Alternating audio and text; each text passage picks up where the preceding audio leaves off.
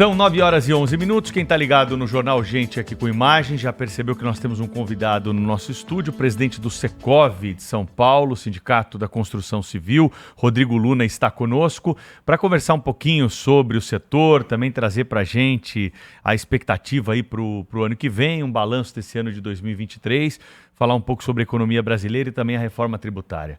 Presidente, bom dia, seja bem-vindo aqui ao Jornal Gente da Rádio Bandeirantes. Como é que está o setor imobiliário? Como é que fecha esse ano de 2023? Qual a expectativa para 2024? Bom dia, Pedro, Thaís, bom todos dia. Os amigos. É um prazer estar aqui com vocês. Obrigado pelo convite.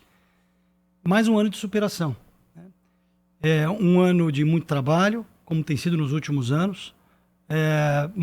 Aqui em São Paulo, a expectativa é que nós tenhamos um crescimento de vendas da ordem de 5%, mas uma redução nos novos lançamentos em torno de 5% a 10%. Isso mostra que a demanda continua latente, muito forte, mas existe uma certa instabilidade na cadeia produtiva. Um pedaço disso é pela política monetária, taxa de juros altas, e isso afeta o setor, porque o comprador precisa de crédito imobiliário de longo prazo e as taxas altas elas acabam impactando na aquisição, e a outra parte é essa questão instável que o Brasil está passando. Então, assim, um ano de superação, mas de atenção para 2024. Aliás, presidente, o senhor falou sobre taxa de juros, não é? E esse debate esteve em pauta durante boa parte do primeiro semestre, inclusive com declarações fortes do presidente da República, criando ali um conflito com o presidente do Banco Central. Desde então, os juros entraram numa trajetória declinante, mas muito tímida, né? E também, aí é quando a gente vê, o assunto sumiu. Começou a cair, caiu um tiquinho de nada, depois um tiquinho de nada, e é como se a questão já tivesse resolvida. Essa taxa atual de juros é uma taxa desconfortável para setor que trabalha com longo prazo, como o setor imobiliário? Thaís, essa questão de taxa de juros é muito delicada, né?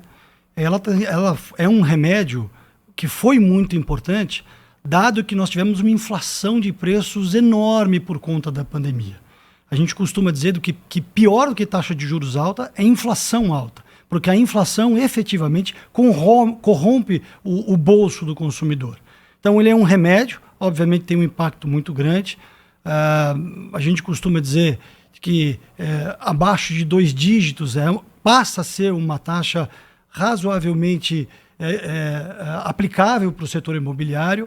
Mas, de novo, é melhor que se tenha parcimônia nesse andamento de redução de taxa e de que ela seja definitiva do que a gente tenha oscilações. Aliás, esse é um dos grandes problemas do Brasil, é a falta de previsibilidade e de longo prazo. Nós precisamos ter, no nosso setor principalmente, estabilidade. Isso é uma coisa importante, tanto para a cadeia produtiva quanto para o consumidor. Bem-vindo aqui ao nosso programa. Para além dessas questões que o senhor já mencionou, tem a questão também da desoneração da folha, né, que foi vetado pelo presidente da República, e o setor da construção civil é particularmente atingido, né, porque ele faz parte daquele grupo dos 17 setores da economia que mais empregam pessoas. E, com toda certeza, há uma preocupação, um desassossego mesmo no segmento. Eu queria que o senhor explicasse, dentre as dificuldades que o senhor mencionou, né, taxa de juros, etc., se essa é uma questão fundamental, porque a previsão é de que muita gente vai perder emprego. Em São Paulo, o senhor tem alguma projeção ou alguma expectativa ou estimativa de quantos serão os trabalhadores que perderão os empregos ou deixarão de ser empregados em razão do cancelamento da desoneração da folha? Cláudio, nós acabamos de falar sobre inflação e taxa de juros. E eu mencionei que um dos principais desafios do setor é a questão da inflação. Passamos pela pandemia, que trouxe um aumento de preços muito grande, e isso impacta diretamente no bolso do consumidor, no bolso das famílias brasileiras. Quando você fala na possibilidade, neste caso, da perda de isenção de taxas, né, de impostos, isso vai recair sobre o bolso do consumidor. Obviamente, isso é preocupante. O quanto isso vai trazer de impacto é muito difícil mencionar. Mas, sem dúvida nenhuma, isso não é um momento da gente falar de aumento de custo para o consumidor, dado toda esta dificuldade que tivemos por conta da pandemia. Sindicato da Habitação, Secov, está no Jornal Gente hoje. Presidente Rodrigo Luna, por que o senhor falou que nós vamos ter um número menor de lançamentos imobiliários em São Paulo em relação ao ano anterior. O que aconteceu? São condições da economia, da legislação? A Câmara Municipal está debatendo em São Paulo a lei de zoneamento, né, que vai mudar as regras da cidade. Como é que o Secov está participando desta discussão? E o que a gente pode fazer para melhorar as condições de São Paulo, oferecer mais moradia para as pessoas, ocupar o centro, regiões aí que são degradadas? Pedro, a redução de lançamentos ela passa por alguns aspectos. Nós mencionamos dois aqui, essa instabilidade em termos de economia Brasil, a alta taxa de juros, mas em São Paulo especificamente, nós temos uma legislação bastante restritiva. Olha só, vamos pensar alguns números. Em 1980, São Paulo tinha no que a gente chama de eixo ampliado. Eixo ampliado vai de Tatuapé a Santana, Santo Amaro a Butantã. Um pouco maior que a zona do rodízio. Um pouco maior que a zona do rodízio. Tá. É onde se concentra 90% da infraestrutura urbana instalada de qualidade. Nesta região, nós tínhamos 3,6 milhões de pessoas morando, uma população de 8 milhões. 40 anos depois, 2020, a nossa população foi a quase 12 milhões, ela subiu aí 20%, e a população deste centro ampliado reduziu em 20%. Nossa. Era de 3,6 para 2,8. Ora, para onde foram essas pessoas? Para as bordas, para as franjas da cidade, como nós falamos. E isso traz, obviamente, desafios muito grandes para a sociedade. Em termos de mobilidade, em termos de qualidade de vida, em termos de recursos para levar a infraestrutura urbana para esse eixo ampliado. Então, sem dúvida nenhuma, a questão do debate da lei de zoneamento ela é muito importante. A gente precisa ser um pouco mais pragmático, né? Segundo a Fundação Getúlio Vargas, nos próximos 10 anos, nós vamos crescer em novas demandas em São Paulo para habitação, alguma coisa perto de 1 milhão de unidades. Hoje, o nosso déficit é de 400 mil unidades. Ora, produzir 100 mil unidades por ano, para onde essas pessoas irão? Se nós continuarmos a proporcionar uma cidade menos humana, uma cidade menos organizada por conta do seu espraiamento, quais serão as consequências que nós teremos?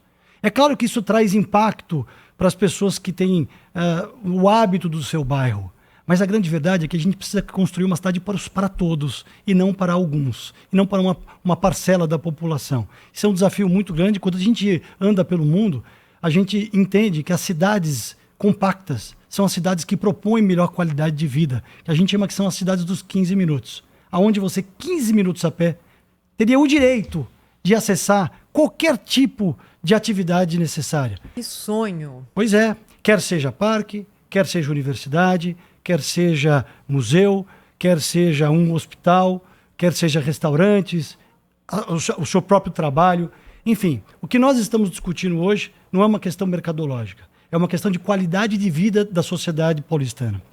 Presidente, o mercado imobiliário também é muitas vezes um termômetro de comportamento, não é? Não só econômico, mas como das famílias, do comportamento do consumidor, da constituição ali da população brasileira. Então, eu queria perguntar duas coisas para o senhor. A primeira é imóveis residenciais versus comerciais. Você falou muito sobre isso no pós-pandemia por causa do home office, que já está fazendo água pelo que a gente tem visto. Qual é hoje a distribuição entre esses dois tipos de lançamento? E a segunda questão é, os microapartamentos, estúdios, quem circula pelas cidades vê dezenas, centenas de lançamentos com essa característica. Por quê? E essa é uma tendência que vem para ficar?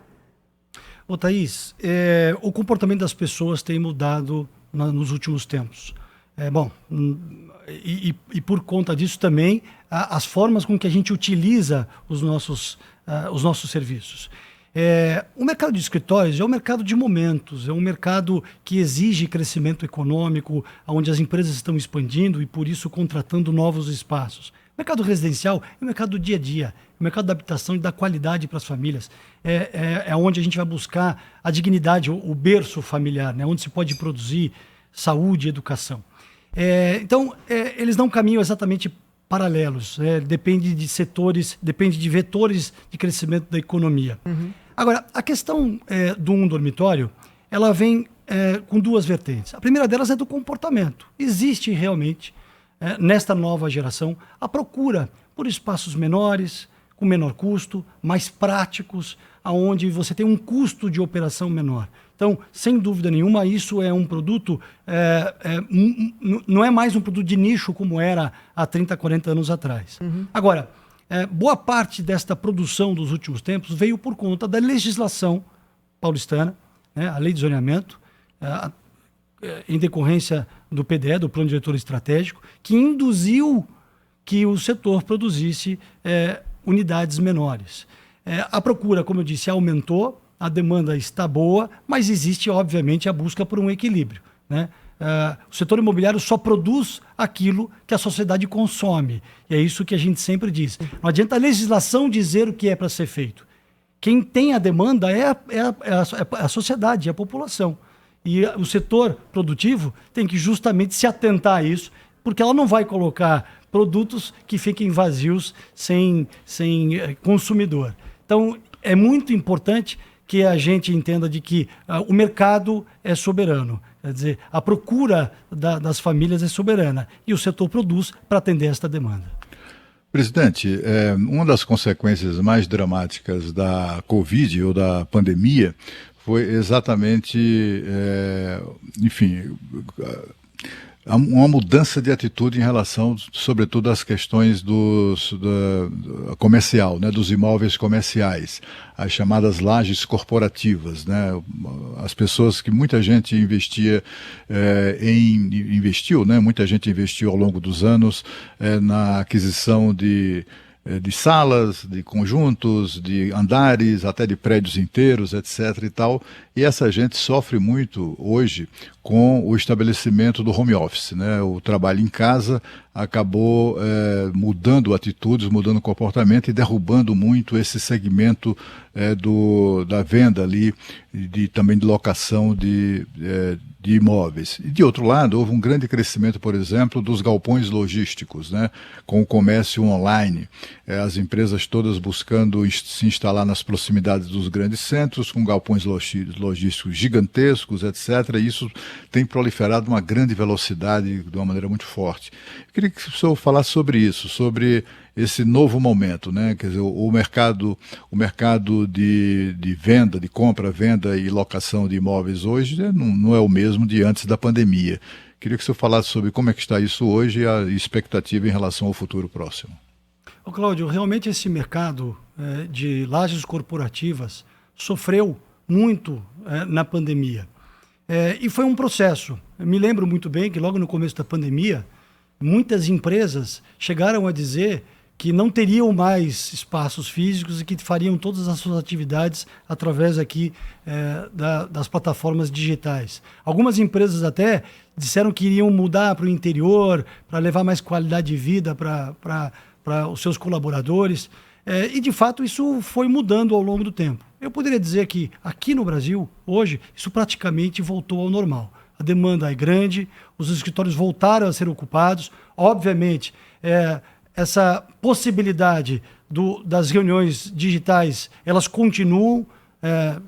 Tem reuniões que a gente não se desloca pela cidade, mas os escritórios voltaram a ter a presença dos seus colaboradores fisicamente na sua grande maioria. Diferentemente de outros lugares do mundo. Por exemplo, em Nova York, esse comportamento não tem acontecido, né? Lá, sem dúvida nenhuma, o desafio é maior do que aqui. E, por este período, passou-se por uma transição, né, onde os escritórios ficaram mais vazios e agora voltaram praticamente ao seu habitual, normal, com ocupação praticamente integral, e os preços voltaram a subir bastante e hoje já encontram números parecidos com o da pandemia. Já o de logística, realmente é essa mudança de comportamento. Todos nós hoje usamos muito o meio digital para fazer compras, para pedidos de comida e, sem dúvida nenhuma, isso trouxe, obviamente, uma ocupação diferente nos galpões logísticos, que também tiveram